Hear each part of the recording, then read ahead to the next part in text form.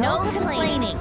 Okay, look, this is something new for me to try out, and I'm gonna be honest, I'm a little scared. Not only for the fact that I'm trying to be much more serious in this review, haha, but also for the fact that despite me going over things and clearly stating that things are being viewed in both an objective and subjective manner, I worry that people will outright ignore that and will think I'm proclaiming to be the one pursuer of truth here. I'm not. So, Temtem, what is it? Well, that's a question I find myself asking both as an entertainer, haha, and haha, reviewer. And one of the things I hate about modern day reviewers and YouTubers in general is that they'll just plop something out there for people, claim that X is better than Y, and then will backtrack like a kid who thought it'd be a good idea to stick a fork in an electrical socket whenever someone questions them. I also need to clarify that the game I'm talking about, Temtem, is an early access game. And while I'm against the idea of buying early access due to the curse of it, i.e. if a game is successful as it is while now in EA, it doesn't incentivize the developers to actually release the full game. At the same time, we'll often give promising features that do not show up. Now that isn't to say that Krima, the developers of Temtem, will do this or have done this. I'm outright saying this based on cautionary tales and how people shouldn't just jump into a game simply because it scratches an itch they may not have had. And considering that Temtem's fanbase has been a mixed bag when I offered my subjective concerns and preferences on the game, I'd be lying if I wasn't hesitant about making this video. After all, I'm not the kind of guy who likes getting into playground slap fights in comment sections, and this is just asking me to be smacked in the back of the head by a carton of chocolate milk. That's not to say that my experiences with the fanbase are all bad. I've had some really fun and civil conversations about the topic with some of the backers in my shorter video. Still, I'm nothing but a man of my word, and since I was given a $25 gift card on Steam, I decided to purchase Temtem despite my issues and concerns about early access. And also, regardless of my first experience with the game. Are you crazy? However, do not come to me saying that it's early access while you're criticizing it, because even if it is early access, it's still a product you have to pay for, and considering that the developers are listening to feedback, criticism is necessary for the game to improve in any sort of manner, and giving them nothing but praise, even for things that are outright bad, such as not having a no-ban repeal, will do nothing but cripple the designer's choices. And to no one's shock, I still stand by that criticism I made about the opening day, since, surprise surprise, first impressions are still important, especially when it comes to a new franchise. I will say that when the hype died down and the developers managed to fix the problem, for the most part, save for one or two times, this is no longer an issue for me. I believe I can fly. But considering that they had stress tests, had promotion for the game, had several big name YouTubers promote said game, as well as websites like IGN and such show their trail off, you have to forgive me if I don't believe that the developers shouldn't have incorporated and considered the massive surge of exposure and worked to make sure the servers were more stable for more people. Bravo, Kamen. Let's give more people a reason to click off this video and... And one more thing, this isn't a definitive review of Temtem, or something stupid like that. My thoughts aren't any more relevant or any more objective than some rando in the comments. I just happen to be some guy who likes games, has a microphone, has way too many characters on his channel to make up his mind. I don't hold my opinion or thoughts to be objective truth, and I don't see why people should say the same to me. And I would like it if people actually listen to that portion and not just hand-wave my points away by assertion that are subjective. And my thoughts are bound to change when there are major updates in the future because, hey, again, early access. Temtem is, quote-unquote, an M-line MMO monster collecting RPG that's essentially all you need to know about this point in the game's basic premise. It's essentially the long-awaited MMO version of Pokemon, and yes, I say Pokemon because despite what the fanbase would like you to claim, it is a reskinned version of Pokemon with minor tweaks here and there. It's not me just saying it as someone who likes Pokemon and has played the series for years, but is looking at the game as a whole and it takes from its inspiration. Abilities, the same stat names, eggs, and breeding, capturing, even a few moves here and there are taken from Pokemon. Now that isn't to say that the game is ripping off Pokemon. No one owns the word peck or scratch. It's not like people can trademark a word or game mechanics. That'd just be stupid. However, due to the nature of the mechanics as well as the inspiration, do not be surprised when I bring up comparisons to Pokemon. And to the people who are inevitably saying that I shouldn't be critiquing this game or comparing it to Pokemon to express negative views, I'd like to point out that big brains have already been proclaiming that the game is better than Pokemon. So it's fine to compare the games when Temtem does something good, but when it does something worse, in my opinion, than Pokemon, then that's a no-no. Yeah, you even think about typing that out, and I'm just gonna ignore you in the comments for death. But enough about me doing a pitiful defense against the no-name commenters. We have to make our character in Temtem, which, if I'm being honest, has its ups and downs. It is the first thing you do in the game, and while there is quite a bit of variety in the skin tones, hair, clothing, and such, and I'll even give credit since it does a lot more than Pokemon's customization does, allowing you to change your character's facial structure and such, I'd be lying if I wasn't still a little bit disappointed in the body type portion. I don't know, as probably the most evil thing in the world, a man, I'd like to have some muscle definition. There's a reason why I go to the gym every morning. I look like I skipped out on leg day. Again, it's early access, so there might be more body types in the future, but I'm judging the game what costs me money for what it's worth at the moment. As a side note, can I point out the whole they-them gender thing is a bit meh? Not the choice, mind you, but on both sides of this situation. On one side of the coin, you've got people who are saying that this is pushing an agenda, that the developers are SJWs, and the game is bad. Look, it's an arbitrary choice. What does it matter if you can choose to be referred to as a guy or a girl, or they and them? It's just a different pronoun, and you not being forced to pick it, or have it be thrust upon you, it makes it sound like I'm making a sex joke, but sadly isn't. It's something you can easily ignore. I'm of the mind that choices in games are always a good thing, even small ones like this. Just because something can appeal to another demographic, that doesn't mean that it's pushing an agenda. It's just a small, simple marketing idea. And those who are complaining about it, I think you've got a little bit too much time on your hand and have bigger concerns, like testing to see if the stovetop is hot. However, on the flip side of that coin, I don't like how people are holding up Temtem as the hero for all gamers hashtag for including this choice in the games. Games for ages have been allowing you to pick your gender in games and have more customization. And I'd like to point out that Temtem is not the first game to include this option. No!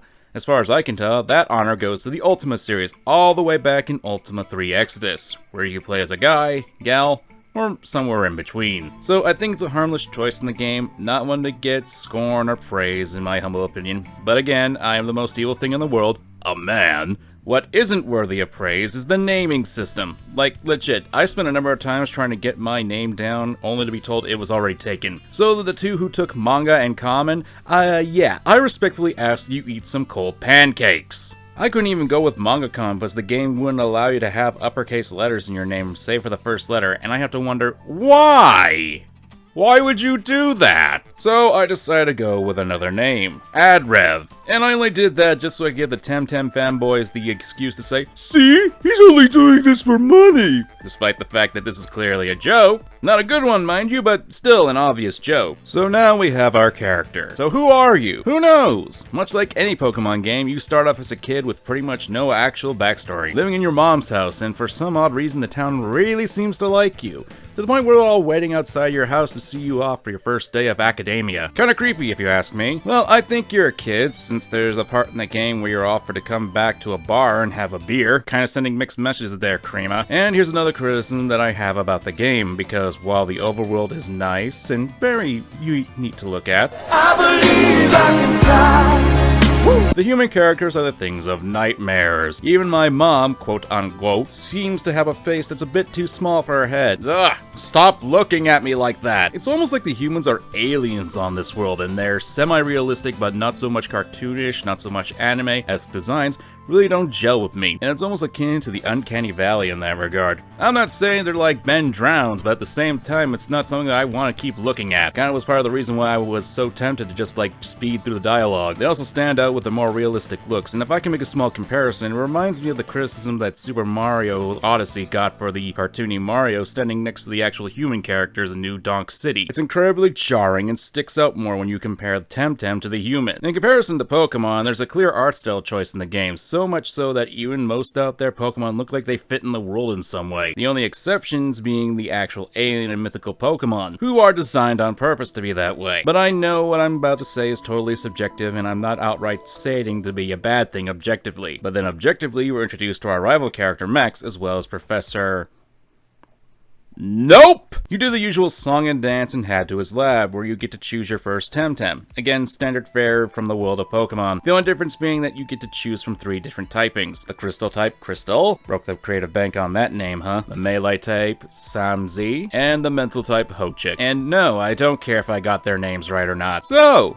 3 new starters with a different type dynamic, something that Pokemon fans have been clamoring about for years. And don't get me wrong, I definitely enjoy a breath of fresh air as much as the next one, but this is where I have to be all negative again. Pokemon's standard fire, grass, and water typing system is very basic and very easy to grasp for new players since it's a basic logic to them. You see, while Mental is strong against Melee, basically taking the route of mind over matter, the same with Psychic and Fighting from Pokemon, Crystal is weak to Melee and strong against Mental. But that doesn't make a lot of sense to me, because in the case of Mental, the fact that they're strong against him doesn't make any sense. I had a few people in my previous comment section say that it had to do with crystals being used as a means of mental and psychic mumbo jumbo. However, if you took like 5 minutes to look on the internet, that still doesn't make sense, since crystals are used as a means of mental healing, i.e. they help, not hinder. So in that regard, crystals don't make a lot of sense as they're strong against the mental types, and the same with digital. What, are the crystals now starting to become digitized? Now for my playthrough, I chose the Melee type Smazy. Not because I think it's the best choice, but since I'm not really interested in the floating demon child and monkeys are cool. We are then thrusted into our first battle with your rival, and one you're forced to lose. If you've seen my thoughts and concerns on the video on the matter, then you know what I find to be utter BS about that. Even playing up to the final portions of this, I'll still stand by what I'm about to say. Arbitrary losses are nothing new in video games, and depending on how they're executed, they can be a good thing. Don't get me wrong, in order for me to say a common trope or mechanic is bad, it depends on this little thing called context. Here, let me give a good example of what this is for me. In case you had any question as to how old I am, one of the oldest and most beloved RPGs of all time is Paper Mario, and it does this pretty well. In fact, the first battle in the game, you're pitted against Bowser, and you're forced to lose. And it's used to establish not only plot elements, but also show how powerful Bowser is. It also gives you a chance to get a good feel in the combat. Granted, I'm still not a fan of losing in the first fight of any game, especially when it's out of my control, but if there's a legit narrative reason for the loss, I can accept that. Meanwhile, with Temtem's force loss, it's not a scripted event, it's essentially you picking rock, paper, scissors while your rival is given a frickin' nuke. Part of the reason why Pokemon's grass, water, and fire starter system has been effective is that it's used to teach new players the typing systems with ones of the easier type counters in the game. Water dousses fire, fire burns grass, and grass sucks up water. Simple, effective, and logical sense to it. And considering that Temtem system is brand new, it wouldn't hurt to have a similar mechanic going on through that, at least for the new players, which will be pretty much everyone. Having your rival having a monster that falls outside that starter types isn't something I'm necessarily against. In fact, I'd say it's a good thing, and I do praise Temtem for shaking up the stale formula for Pokemon. Although to be fair, Sword and Shield did this too, with Hop having a second Pokemon in his team in his first battle. However, having said that, I feel as though having you lose despite your choice of starter is still patently bullshit. Both Smazy and Hochik are weak to digital Temtem moves, meanwhile Crystal isn't, but you'll still lose. And while I'm not done harping on the typing system for this, how does that make any logical sense? How does digital beat physical force and mental powers but loses to a crystal? Is it some sort of nature thing? Because if that's the case, then I hate to tell you, but fists are also nature. Or is it because we're about to enter the robot apocalypse in Temtem and I'm looking at the chibi form of Skynet? I don't know, maybe I'm missing something here that the almighty Temtem gods know that I don't, but from how they expressed and presented, the typings don't make a lot of logical sense to me, and I believe there's a bit of an unbalance to them. But keep that in the back of your head, since I'm going to get back to that my original point. You see, what I think would have been a better choice in design would have to be you pick Crystal. You'd actually be able to win against your rival. But there would be a catch to that. You see, early game, you would put Crystal at a disadvantage, since the moves that it's weak to, Earth and Melee, are prevalent in the early game, and while there are a few electric Temtem that you can encounter in order to take advantage of its type advantage, there are Temtem that can certainly learn Earth type attacks that can counter it, including Smazy, the other starter. Oh, my cabbages! Personally, I think that if you went into a battle with a Temtem that gave you an advantage over your rival, i.e. you went with the cheap choice to get an early win, then you would be rewarded with the shocking reveal that the first and second island has you at a much more disadvantage. Not only will it instill the player that their choice of Temtem is more important, but you need to have more forethought in putting in. It's a simple risk and reward with a follow with a croquet to the bat for trying to be a smug SOB, but that's how I would do it. Back to the actual this happened, you do lose to your rival Max, and when I expressed this distaste for a forced loss in a monster-catching RPG, I had gotten a few interesting responses. The reason why I was given, in addition to having the game dislike your rival, is to establish that the power of the digital Temtem, and still hate your rival since he has a much more powerful Temtem while you don't. Well, based on type advantage anyway. And don't get me wrong, that is a valid reason to hate your rival, but from the rest of the context, see, we're getting back to that, I have some sort of writing coherency in here. I fundamentally disagree with that notion. Now, this is just my interpretation, but let's look at a few things. 1. No one seems to like Max. 2. The town only gives you a going away party, even though the both of you are on your apprentice eve. Adults, including Professor's name, who I will never pronounce to save my life, seems to dismiss the kid, and you get a Temtem. 2 rare ones to boot, while he gets nothing. You see, this is tied to another issue, and it's an issue I have with Pokemon's current writing. You are the star. You are the golden goose. You are the hero of the story, and the story likes to hammer that into your head. Hell, one NPC tells you outright that Max looks up to you. What doesn't help is the fact that Professor Noxenbuck here seems a bloody jackass to Max. He'll also change his tune on the fly. Well, one of the first things that Professor Blogabog tells you is that a tamer can make any Temtem great. But when you lose, he says Max only won because of his Temtem being stronger, instantly contradicting what the hack just said, and Max rightfully calls him out on it. And instead of saying something that could be falling in line with what he said earlier, like, that's because you've been with your Temtem longer and have shown that it worked, he just weakly congratulates Max. Congratulations, Professor, I now dub you greatest jackass in Temtem. So the game's attempts to make me hate Max are kind of undermined by the rest of the context of this situation. If anything, the kid has my sympathy instead, and I can understand why he's a jerk to you, and you're practically getting the finer things in life. And it's at this point that I think I need to talk about something that happens later in the story of the early access game. But if you ignore the obvious disclaimer at the beginning of the video, then by reaching this part of the video, you've already agreed not to complain about this. Besides, even if you do complain about spoilers, you'd just be arguing with a cartoon anthropomorphic bat who stole his fashion sense from Jotaro Kujo, and what is wrong with your life? When you crash land on the third island, you'll quickly come to realize that the locals aren't really all that friendly, some of them being outright blatant about stealing from you. Joke's on them, as a professional idiot, I'm used to having my money stolen by worse thieves. But you'll also find that the local guards in the nearby city are also aggressive, some even knowing your name outright, which leads to me to believe, holy crap, I have stalkers again. But hey, props to Krima, they may have taken a little while, but I was actually starting to get invested in the story, since up to this point, things have happened were just things that weren't really all that different from the years of playing Pokemon. Eventually, after being arrested for having too many benders and escaping, you come across a certain blue-haired guy who's dressed like you and has the same hairstyle. Turns out that someone was impersonating you and performing crimes against humanity that nobody liked in the town. Things like destroying public property, harassing the locals, and writing terrible fan fiction. You'll find out the culprit was your rival Max, who decided to join the evil clan, the game that you've been dealing with up to this point in the game. I'm still standing by my original thoughts I made earlier in this mess of a video, and while this is a turn that I wasn't expecting, I'm of two minds of it. The first is that it's cool to see your rival join up with the evil team, something that Pokemon really hasn't done unless you really want to count, you know, N, but that's a little bit of a different situation. So it's a bit original on that front, and this does do a good job of foreshadowing the big boss of the clan and how he'll be the leader with a charming attitude that can convince people to join his cause. That being said, this comes off a bit of a hard left turn for Max. The last we saw him, at least from my recollection, we were kicking his ass at the pier of the first island. I don't know, I'd like this to develop more if there was some setup with Max, maybe give him like a second island a chance to fight with the evil clan but losing where you succeeded, and having a scene of someone approaching him while he runs off. Just something to help give a little bit of setup for this. Foreshadowing is important in these kinds of stories. Maybe I'm just an idiot, that's certainly a possibility. I like to have a little bit of setup, because now my rival apparently drank the Kool-Aid and now is some part of some evil cult. This doesn't make me hate the kid, this just makes me feel more sorry for him.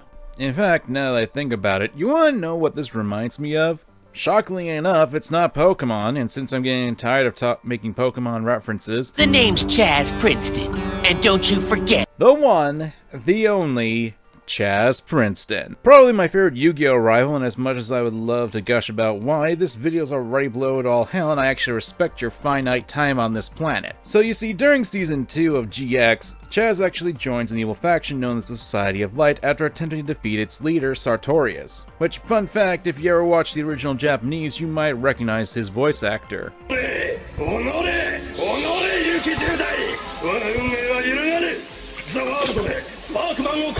But enough of me trying to stuff a JoJo meme into this video. When we next see Chaz, we see that he's become a follower of the Society of Light, similar to what Max had become. He saw the light, if you will. I finally woke up, and I've seen the light. The Society of Light.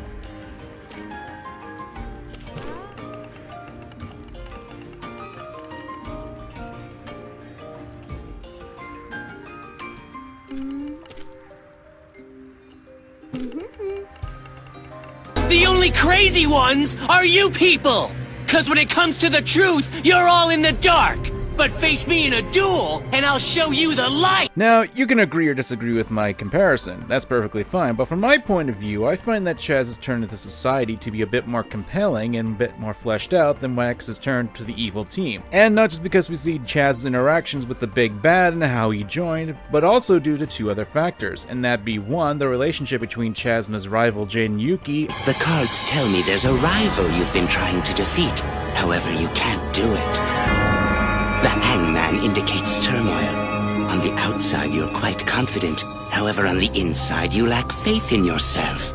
You think perhaps your rival's too strong. Give me a break! I mean, who's stronger than me? You're messing with my head! It's difficult to hear the truth, isn't it? And two, the fact that Chaz is honestly a much more deep and entertaining character. I mean, have you seen what he does? Who cares if he's richer than me? And so what if he's more powerful? I'm really good at playing card games! And that's what life is really all about anyway! Like, maybe it's just me, but what exactly do we know about Max? Not much, and the wiki hasn't really helped in that regard. In fact, the only thing that it gives you is that Max doesn't like you, because Professor Cream Puff likes you and you are his favorite. And this is why I'll bring up Chaz, because both characters are, in my eyes, given a bit of an inferiority complex towards their rival. The difference is that Chaz is simply executed better. Chaz is a spoiled brat. No one denies the Chaz. Don't you people know who you're dealing with? But he's an entertaining spoiled brat, and it helps that we've seen something that while he fails against Jaden, he's still competent in his own right, but still fails. Meanwhile, Max, well, he just lacks any sort of charm or charisma. There's an art to making a memorable rival character, and that can be done in various ways. Like, it can be done in the character's personality or with their design, the latter being a go-to for Pokemon as of late, with a severe lack in the former. But with Max, I don't really see him becoming that memorable of a character. Now, that isn't to say this won't change, since again, this isn't a complete story, but there are ways to have set this change up on Max. And that's the way to do it with foreshadowing. Like, one suggestion I have is to have him be at Windward Fort when you first arrive there and have him lose against the freaky looking Lady Lottie. Another reason why I don't like the human characters in this game. And then, when you beat her, have a scene of Max showing his disdain at not only himself, but towards you, since you managed to accomplish something he couldn't, despite the fact he did beat you in their first match. It's sow the seeds into Max's mind that maybe he isn't all that hot, and that maybe you've gotten stronger than him, which was the one thing that he had over you. It's at least something. Otherwise, the character is probably just as shallow as a puddle to me. As for establishing the power of digital Temtem, I mean, I suppose you could agree to that, but by the time you face off against your rival again at the pier, face off against another digital Temtem user, and face off against your rival one more time like I just alluded to, you'll have access to two Temtem that are super effective against it, so it kind of falls flat for that degree, especially since both of them can be found on the first island. And this leads into the issue that I have with Temtem, and how it basically just ripped the core story opening from Pokemon. Like, seriously, you're a kid who lives with his mom, you go to the local professor to get your Temtem, and the adventure begins. I get this is the MMO version of Pokemon, and it takes inspiration heavily from it, but by doing this opening that's similar to that of Pokemon, you're only going to get assholes like this who will make more and more comparisons. Was it really too hard to have a different kind of introduction or have a different protagonist archetype than what was in Pokemon? Hell, why not take a page from the game that the battle system is more based on, Pokemon Colosseum? Why not have your character be a former member of the evil organization who steals your starter Temtem while you escape from them and begin your story from there? Don't get me wrong, you'd still have people making comparisons, but at the very least it'd be differentiated from the mainline Pokemon games drastically, and you'd still be appealing to the people who hold Colosseum up as a gem, myself included. It'd certainly make things a lot more memorable than the standard. Alright, I guess I'm done talking about the story, and I just realized I spent the first 11 pages of my script talking about this game, and we haven't really gone to the first route yet.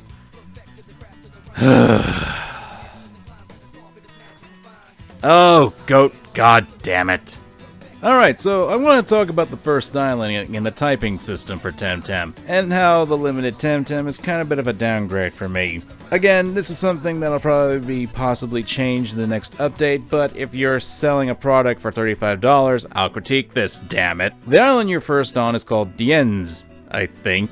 And its Temtem roster consists of mostly water and wind type Temtem, which is honestly an odd choice if you ask me. Hell, you can't even get most of the water type Temtem until you beat the dojo, meaning you mostly run to wind type Temtem, and more than likely catch them. Not to mention you'll have your second Temtem be a pure wind type as well. So choosing to have the wind type monster as the prominent typing is a bit off-putting, especially since wind type resist each other. What also doesn't help is that wind type Temtem are only effective against toxic types, and how many of those do you actually run into? You only run into one kind of monster that is weak to the wind at this point, Calibus, and I never ran into one in the wild, at least not in this part of the game. Now, wind-type monsters are a bit off-putting, since like I already said, they're only weak to one thing and strong against another, meanwhile other typings have 2 or 3 strengths and weaknesses, and I feel like weak is grossly underdeveloped. Sure, they have a resistance to earth types, but you rarely run into those kinds of things, at least this part of the game. Neutral is kind of in the same boat, since it has no strengths and only one weakness to mental. But since it's clearly supposed to be the normal type from Pokemon, let me point out that at least normal types have an immunity to ghost type attacks, so there was more of a reason to have them other than neutral damage output. What doesn't help is you get the wind electric Temtem, Genki, and good lord, this thing tore through tons of my enemies. There are people in my previous comment section claiming that you are unable to one-shot Temtem. Gee, it would be a bad thing if I suddenly had gameplay footage that contradicted that. You see, not only are electric type Temtem good against wind and water, they are also good against mental types. So Temtem, like Barnshee and Wimplup, both Temtem with a combination of these types, took 4 times damage and I would knock them out in normally one shot simply due to that. And there are plenty of tamers that use them. Oh, I can imagine that you can't possibly get away from this in competitive play. At least not as easily, but telling me that it's not possible to one-shot Temtem is really far-fetched, especially when you can blatantly abuse the typing system early on. But that's just one aspect of Temtem's battle system, and I think it's important that I talk about it in full, since apparently, according to a lot of people in my comments section who don't understand what a preference is and are outright telling me that the battle system is better than Pokemon's, I'm now forced to make direct comparison. Congratulations! First and foremost, let me get this out of the way. Yes, I do agree that Temtem's battle system requires more strategy, but telling me that it's outright better is telling me that a supreme pizza is better than a double cheese pizza. Both battle systems have their own flavor to them, and which one you think is better is up to what you personally are looking for in a battle system. Besides, I'm that one freak who takes 2 slices from a pizza and makes a pizza sandwich, so telling me that one is better than the other is just going to earn you a look of, let me eat my pizza in peace, damn it. Pokemon's battle system is more reliant on simplistic design philosophy with a focus on typing, strength, as well as other outside factors that can change the tide of battles such as abilities, held items, weather conditions, RNG, and various other factors. Temtem's battle system does recycle a lot of what Pokemon does, with the exception of weather, RNG, and has a reliance on the stamina system and resource management. And while there is a bit of resource management in Pokemon in the form of power points, there is a lot more lax in that design philosophy. In my opinion, both battle systems are fine, and while there are both problems in both of them, just don't sit there telling me that Temtem is better because it's a more strategic system. Complexity doesn't automatically mean objectively better. Tell me that one is better than the other when they both have different pros and cons doesn't really prove one is effectively better than the other. Only that you think one is better and I'm wrong for even daring to disagree with you. And since I don't want to be accused of glossing over the battle system, since some people will outright accuse me of not having any experience with the game at all, in a video on where I express my concerns on what I've seen, thus being redundant as an empty fire extinguisher,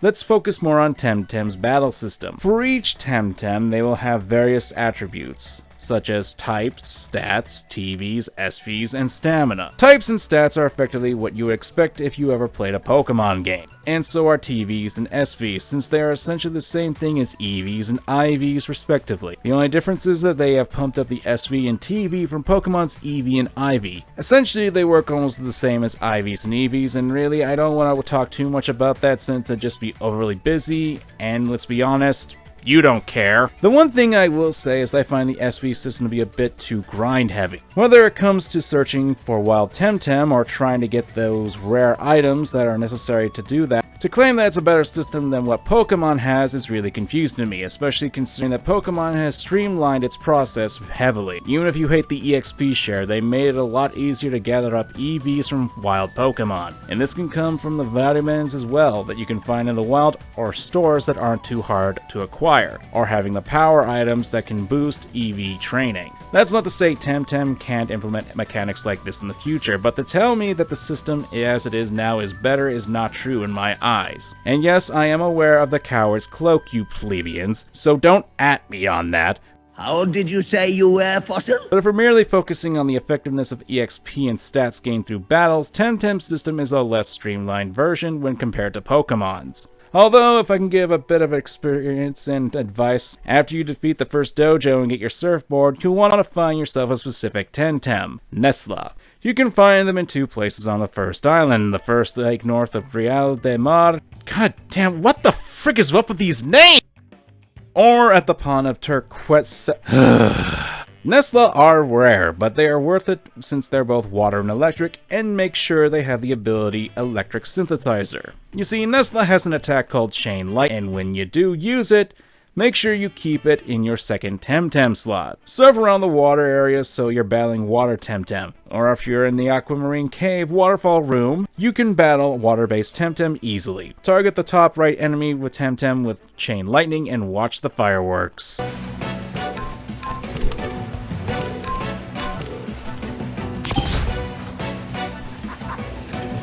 Now that's a lot of damage!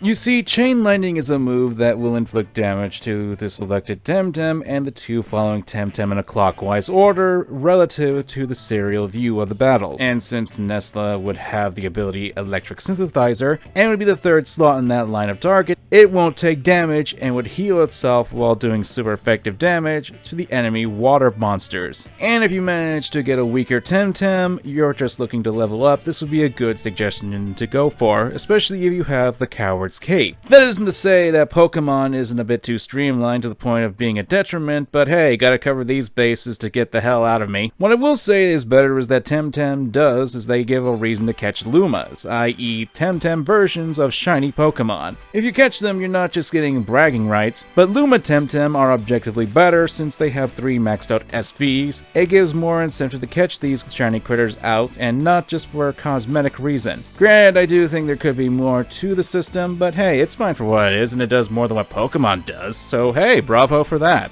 And this mechanic can be very good for breeding, hypothetically. I've got my own issues with breeding, but again, we're focusing on the battle system, and woo boy, we still got a lot to talk about. And we've gotten to the part of the video where this is where I feel the need to inject some outside substances, since this is the most contentious viewpoint of my previous video of anything to go off of. So strap in, boys and girls, and prepare for those anime eyes opening wide. The actual combat of the game is circled around moves and stamina. Moves in Temtem are a bit familiar with the basic premise of RPG games. Essentially, instead of each move having its own power system, it has a cost of stamina. Think of it to akin of an MP system from a standard RPG game. A pool of energy that you reach into. Only difference is that instead of a standard regular attack, all of your attacks require use of it. Normally in regular RPGs, if you ran out of that pool of energy, you'd be forced to just use a regular attack, but in Temtem, it's different. Every turn you'll regain some some of your stamina automatically. However, in my humble opinion, the amount of recovered stamina can be minimal at best. Another aspect of the moves in Temtem is you can't exactly use your best moves right off the bat. Sometimes you'll have to wait for 1 or 2 or 3 turns before you can use those moves. And don't get me wrong, I don't really mind this system, but I feel it's a bit disjointed. Let's consider the moves Tail Strike and Tsunami. Both are moves that take around 1 turn in order for you to use them. However, both moves have different power levels, such as Tail Strike being only 50 base power, while Tsunami is 70 base power. In addition, Tail Strike only hits one opponent, doesn't have any elemental advantages. Meanwhile, Tsunami hits both enemy Temtem and has an elemental sting to it. I don't know, it just seems to me that there should be a bit more testing going on in regard for moves like that. Hell, remember that exploit I talked about with Nesla? That one with Chain Lightning? Yeah, that's a move that you can abuse really easily on your very first turn, and why I consider it a great asset for early level grinding since it's quick and can even heal Nesla if you have some simple planning. I suppose the obvious counter to this complaint I have is that the stamina usage for each move is drastically different. With Tail Strike, you're only wasting about, while Tsunami wastes 25. And fair enough, I suppose, but I would think these moves would strike multiple opponents and have a bit more restriction or backlash to them. Chain Lightning has it so you have to plan carefully on Temtem placement on the field in order to use it, lest you hit yourself with your own attack. Meanwhile, the obvious Pokemon counterpart to Tsunami is Surf, and ever since Generation 5, it would hit your partner Pokemon in double battle. So why is there not some sort of condition or tighter restriction for a move this powerful that you can use on your second turn?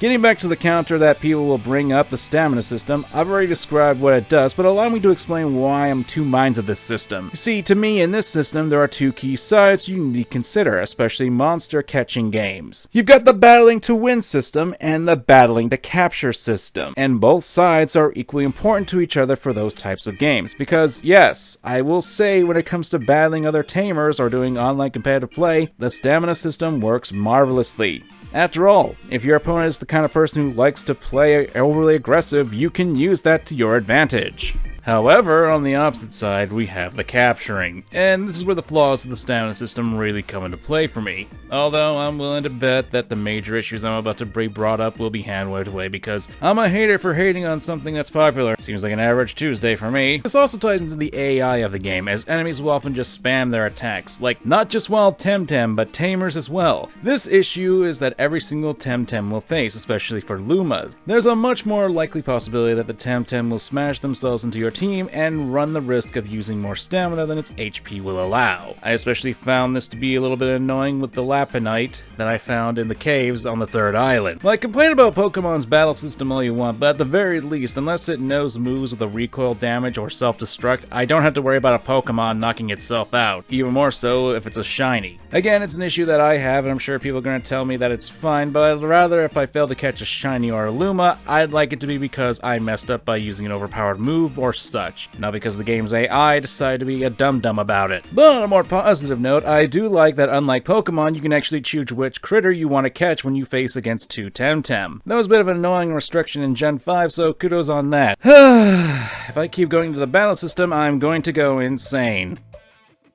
Well, looks like I'm going insane.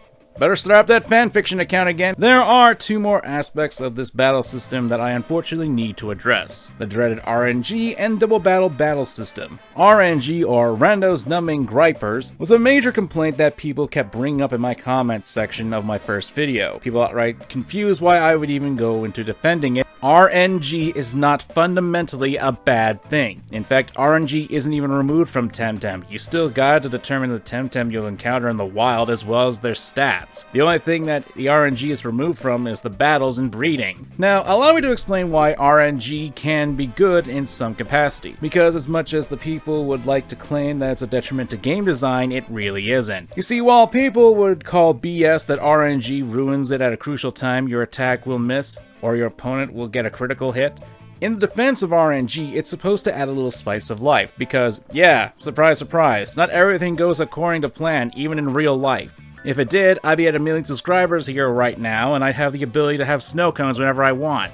Things like Hypnosis are an easy comparison point in this regard, since the move is in both Pokemon and Temtem and operate on similar ideas. Both moves put your opponent to sleep, but both have their own advantage and disadvantages in that regard. In Temtem, the move will automatically put the monster to sleep, provided they don't have a trait that allows them to stay awake. Meanwhile, in Pokemon, Hypnosis only has a 60% chance of actually working. That being said, the sleep status in Temtem can last for only 2 turns, and can actually be interrupted if you strike the Temtem. Meanwhile, Pokemon's sleep status doesn't have that, and when inflicted Pokemon wakes up, it's done in a randomized number of turns. Again, both have their ups and downs, their pros and cons. The one thing Pokemon also has over Temtem at this point is that there are moves that take advantage of sleep status. Stuff like Wake Up Slap and Dream Eater. To be fair, that comes from years of making new moves and such, and I have no doubt Temtem will make those, but RNG doesn't automatically mean it's a bad thing in that regard, and while it is scorned in the meta Pokemon competitive play, I doubt you see players will reap the rewards of a missed move or a critical hit. It can be BS, mind you, I'm not disagreeing with that, but outright tell me that another system is better than the other when the mechanics are designed to work with RNG while another completely cuts it out is really an odd statement. You can have a preference for sure, but don't tell me that it's outright better. I suppose at this point I should bring up the synchronized moves, but I actually don't really care. Really, I only use them myself and they barely changed a whole lot of things. At best, I use them to freeze opponents more often than not, but I also want to talk about them a bit more with the dojo leader. But now I think it's time we talk about the mechanics of the double battle system, and people have been praising the system for being more complex than single battles. And you know what? I agree with that. Oh, just relax, I know it's a shock of all shocks. It'd be hard for me not to agree since it is an objectively more complex battle system than one-on-one. But that being said, the system is not without flaws. And note, these are flaws that are also in Pokemon, so I'm not playing favorites in this regard. In double battles, you run the risk of having one monster to be bullied on, and there were times where I'd focus on the bigger of the two creatures, wailing on the one monster until it fainted. What also didn't help is this goes back to the AI portion of the game being not that great, since there were times when I'd fight against tamers who had just one Temtem, and I'd have to ask, who was the genius who thought of that? If the idea is to have the game focused around double battles, why would you even have an AI that have a single Temtem? It's not like you'll come across someone who's that egotistical and the online competitive only uses one Temtem, so why even include these? It's a 2-on-1 fight, and that's not something I would call fun. Even if the Temtem was at a higher level, I still beat down on the creature before it fainted without taking any real damages. Either give the AI tamers at minimum 2 Temtem, or allow the option for there to be a single one-on-one battle. I would obviously reject doing the former since it would fall in line with the design philosophy of the game though. So don't get me wrong, in my personal opinion I think the battle system does have this potential to be really good, and it does have its ups, but to me, the combat system is a bit slapdash together, and has quite a few unbalances here and there that should be addressed. People like to claim that Pokemon's battle system is simpler, and I'll agree, but most of the complaints to me is due to the fact that Game Freak's execution of the system and not the system itself. This isn't me defending Pokemon or Game Freak's decisions. This is me defending the battle system because there are people out there who have utilized the battle system in a plenty of Pokemon fan games that make it more complex and offer a decent level of challenge. And anyone who claims the battle system is bad has clearly never played Blaze Black 2. It's not the battle system that's the problem, it's Game Freak's incompetence to actually utilize it. There's a difference between defending a system and defending the whole game, and it's something that I actually want to make a full video about, but that's neither here nor there. Now, as much as I would like to talk more about the single player experience, the story is pretty basic. In fact, I'd struggle to say that it's different from any other Pokemon other than what I brought up. Like, I've said this before, and I know that this is taking inspiration from Pokemon, but couldn't they have done a little bit more for this? Like, it comes off as a repackaged version of Pokemon, which I know was the goal, but just because you're inspired by something doesn't mean you have to follow the same formula that your inspiration has with slight changes. We've seen what happened with that. Bad guys cry like an anime fan on prom night. Some good examples, though, are Shovel Knight is a prime example where it takes a lot of inspiration from Mega Man and DuckTales, but managed to bring a lot more to the table and has its own unique flavor going on. Another example is Lisa the Painful RPG, a game that takes inspiration from Earthbound in a stylistic choice, but has a vastly different in the battle system and tone in the story. And while Temtem does have a few standout elements like I talked about earlier, I believe it borrows a little too much for me to consider a completely original title, especially since you'll get jackasses like this, who will come along and make a really bloated video just to talk about this stuff and get hated for it. Even after the part where you get to the Badlands and your ship crashes, while certainly having to be darker, doesn't really stick out to me. This could be because I've been playing Pokemon fan games that have been going much darker in the past, or that I played much more mature titles.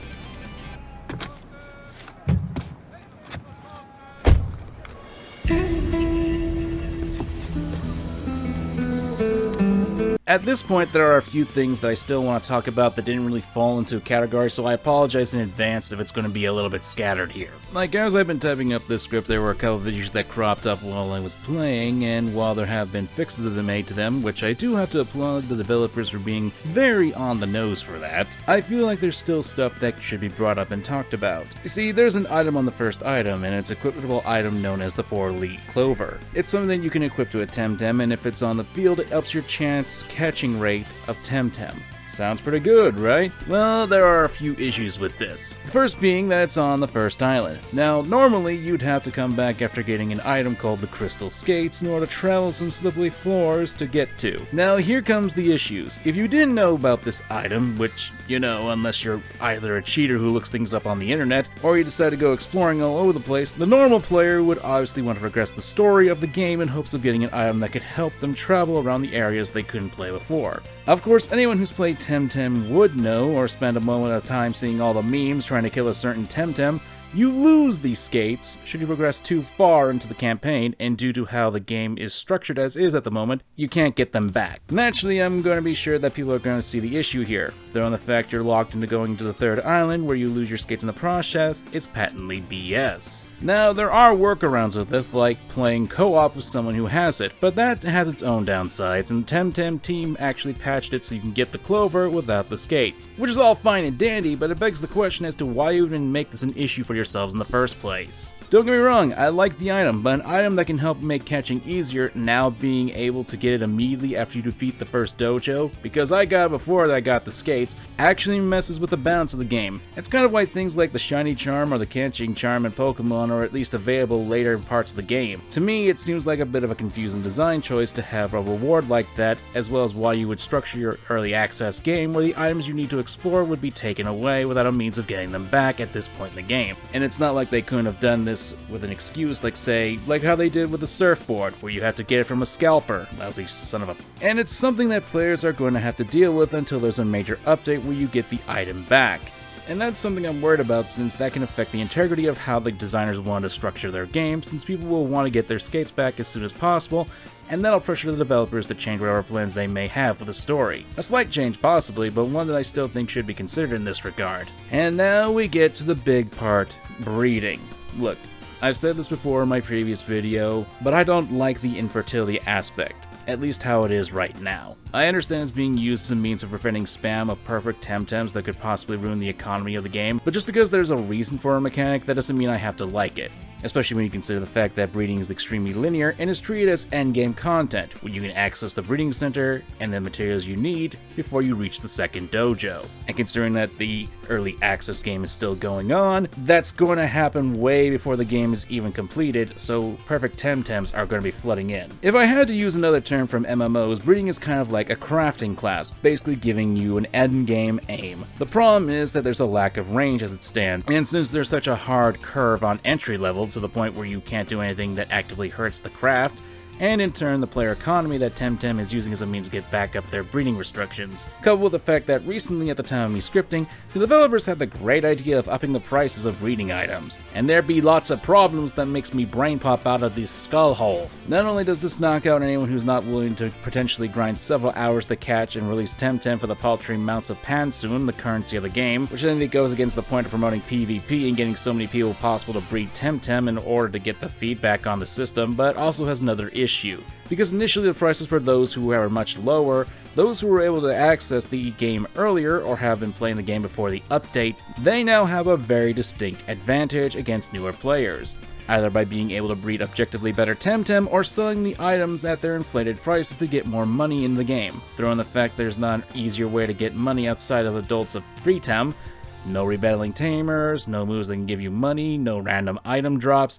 you're stuck just catching Temtem, releasing the bad ones, and then doing the process again and again. And while there are people who have already found workarounds with this, which, you know, kudos to those guys who have no lives, but at the same time, say what you will about Sword and Shield being easy, at least they didn't leave you high and dry on money once you beat the main game. Back onto the breeding aspect, the fact that the level of breeding is allowed this early in the game can also be an issue, especially considering early access. Because despite the problem that Temtem dev team is trying to avoid, perfect Temtem will flood the market. It's not a matter of preventing it, it's a matter of stalling it. It's kind of the issue of releasing the game in early access so far from its actual release date with such a limited content. People are going to have nothing better to do than breed if they can stomach the grind.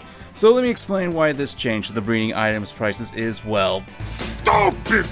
As you can see on the screen, this chart here explains how breeding the perfect Temtem can work. Since the breeding items allow you to hone in on specific SVs, this parent holding them will transfer that specific SV to the child. For example, if you have a Temtem parent with a 50 SV and they were holding on to the correct breeding item, they would transfer that 50 SV to the child. And if you follow that chart exactly, you could theoretically get a perfect Temtem in about 2 hours. And I say 2 hours because the breeding is based on time instead of steps like in Pokemon. Now, the prices to pull this off ranged from 9,900 Pansun to about 16,700, but that's with the previous prices.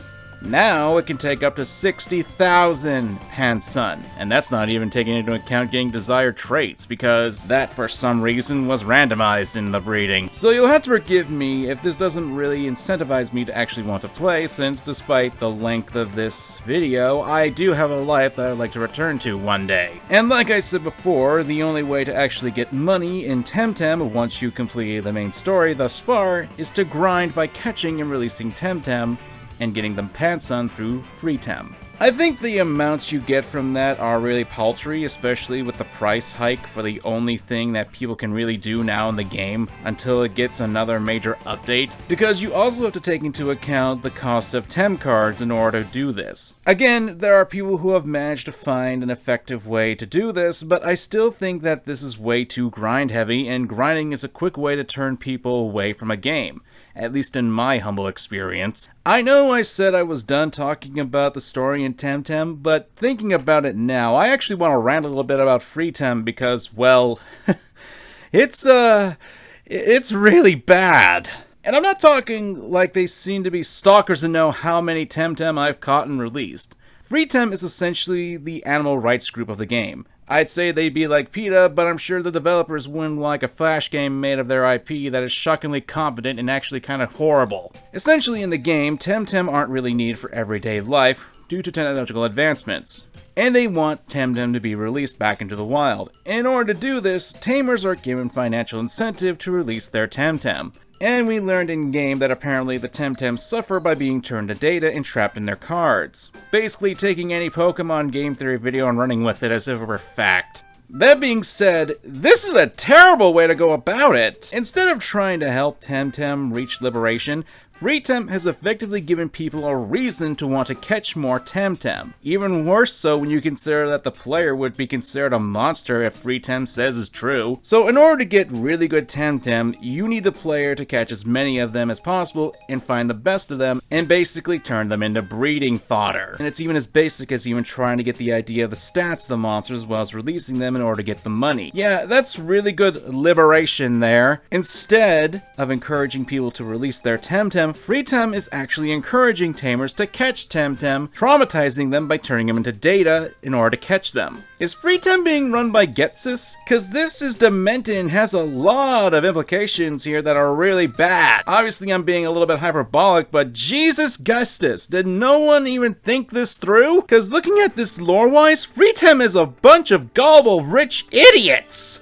Speaking of the prices, especially with breeding, I really don't care for how the pricing for things is. Like, in order to buy clothes, you've already got to be capable of shelling out impossible amounts of money for customization. Again, why even bother putting the stuff in here if your player base can't even buy it? Not helpful with this aspect is there is already being a cash shop already confirmed. The developers say it's going to be more cosmetic stuff, but considering how much the in-game currency it takes to get the cosmetic stuff, I can't imagine there being much of a choice but to do that. One thing I found interesting was the dojo leaders. And, like, I'm sorry, but The first 3 dojo leaders' Temtems don't even have 4 moves save for 1 Temtem out of all 3 of them. Why? This was a major complaint that I had about Pokemon Gym leaders, and how their teams were gimped by not having a full moveset. At best, the dojo leaders aren't what I consider a challenge. Hell, 3 out of the 4 of them I beat on my first attempt. The only thing that makes them different from regular tamers is the amount of Temtem they have, and that they're more annoying to get to fight, especially the puzzles of the dojo. If I can be a bit nitpicky right here, the second and third one's dojos are practically the same. Look, I like Frogger as much as the next guy, but this is just annoying, and they really couldn't come up with a different motif for the 2 JoJos. And since I'm talking about the dojo leaders, I might as well talk about the synergy move, which, you know, I do like as a concept, and I will admit it can be pretty good if you have a good combination going on. But, as much as I would like to praise it, you would imagine that the dojo leaders would use it more often, but the only one who's capable of doing it is the first one, Sophia. One thing that I also want to point out is the side quests, and look, I appreciate there being side quests, but I think there are a bit too many fetch quests and quiz quests going on here. And while this isn't really a side quest, one of the worst things I want to point out is, oh my god, did we really need to waste all that time on the ship, basically running around? It's just a big time sink, like, what was even the point of this? And I'm gonna be a bit honest, I had forgotten to write this in the 25 pages I initially had for this script, because shock of all shocks, there are a few things that I've already alluded to that I like about Temtem, and I do want to be more fair to the game as well. While I'll still contest the game's humans are still the things of nightmare fuel, I will say a good portion of the designs of Temtem that I've seen aren't as bad as I initially thought.